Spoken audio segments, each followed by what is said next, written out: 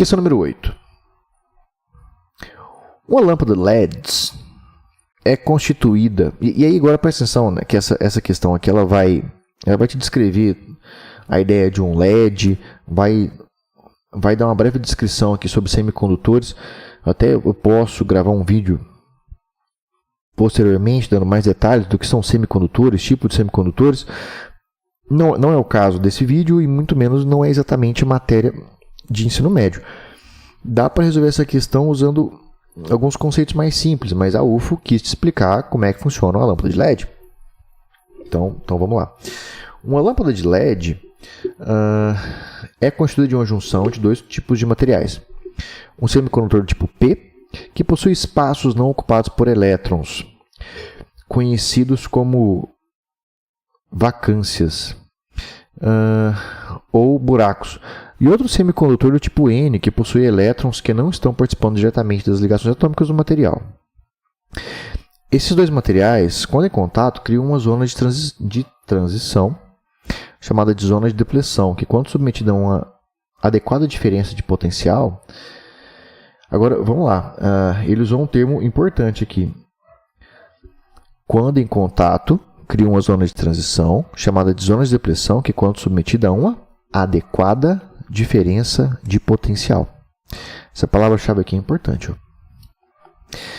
Diferença de potencial. Quando a gente fala de diferença de potencial, a gente lembra de quê? De campo elétrico, de corrente elétrica.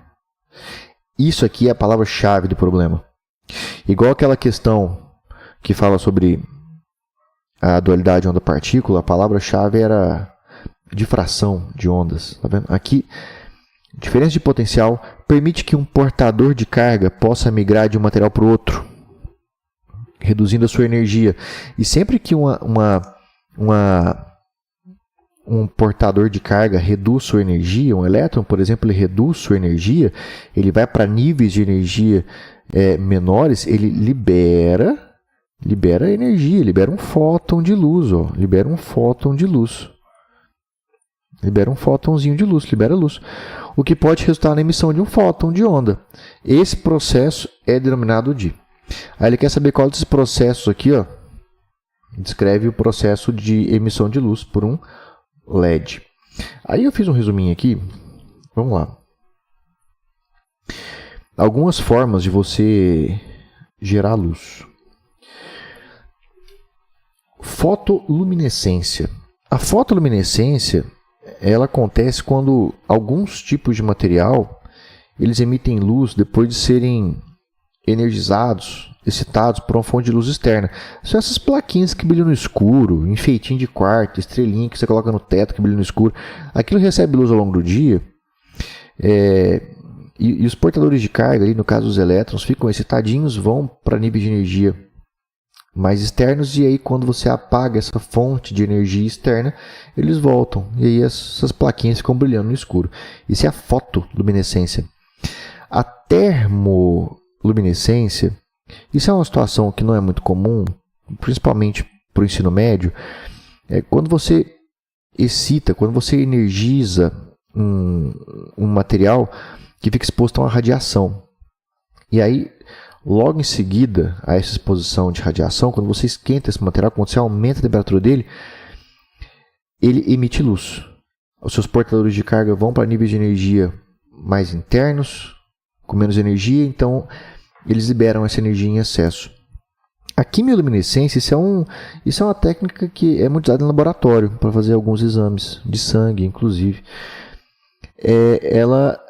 Essa técnica faz emitir luz através de uma reação química.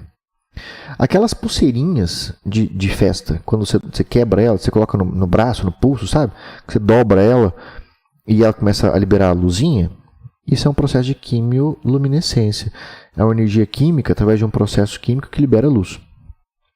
Nós temos ainda a incandescência, que é quando o material ele é esquentado e atinge uma certa temperatura, e ali ele fica tão quente que aquele excesso de calor libera luz.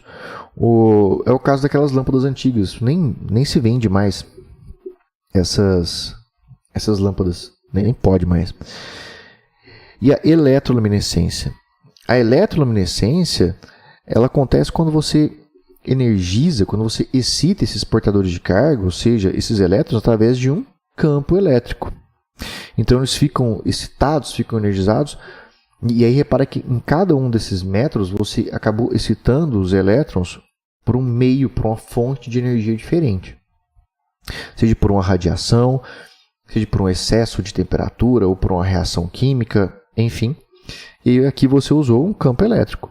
E quando você usa um campo elétrico, você excita esses elétrons e quando eles voltam para níveis mais internos, eles liberam luz. Isso é chamado de eletroluminescência.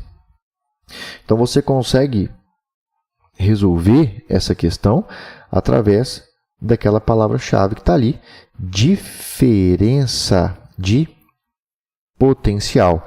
Diferença de potencial, eletroluminescência, letra B. É isso, nosso Bob Esponja. Happy, happy, happy.